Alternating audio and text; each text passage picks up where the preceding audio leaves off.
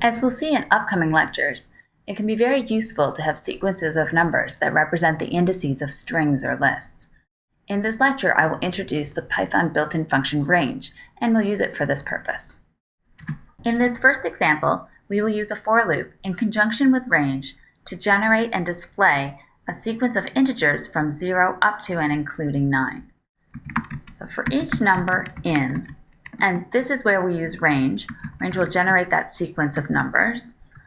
I'm going to pass in the value 10. This is the value of the sequence that we are going up to. I'll print each number in the sequence. The numbers we see on the screen are integer values from 0 through 9. The starting value produced is by default 0. The ending value is up to 10, so 9 is our ending value. And the step, or the difference between any two values in the sequence, is by default 1. Let's look at the help for range. The help is rather lengthy, but I want to focus on the header. The function can be called in one of three different ways. The first way is to provide the stopping index, which is how we called it in our example. We can also call it with both a starting index and a stopping index, or with a start index, a stop index, and a step size. If we omit the start, the default value is 0, and if we omit the step, the default value is 1, as we saw in the example.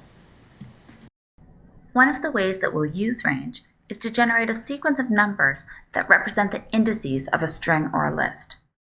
So for the string computer science, we'll use range to generate its indices. Computer science has 16 characters, so the indices are values 0, 1, 2, up to 15. Using range, we can generate those values.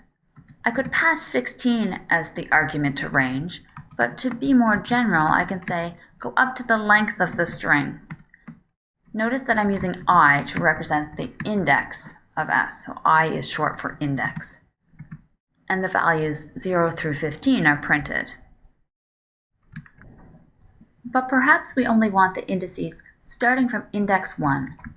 We can use the optional parameter start to indicate this. So I can pass in 1 for the start index and then go up to the length of the string. And when we print the value this time, we see that we go from 1 up to and including 15. Now let's say that we only want odd indices.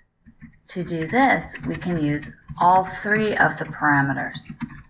So the first is the start parameter, starting at 1, the end or the stop value, and now the step. By default, the step is 1, so we go from values 1 to 2 to 3. I'm going to increase the step to 2, getting values 1, 3, 5, 7, and so on. And that gives us the odd indices for the string S.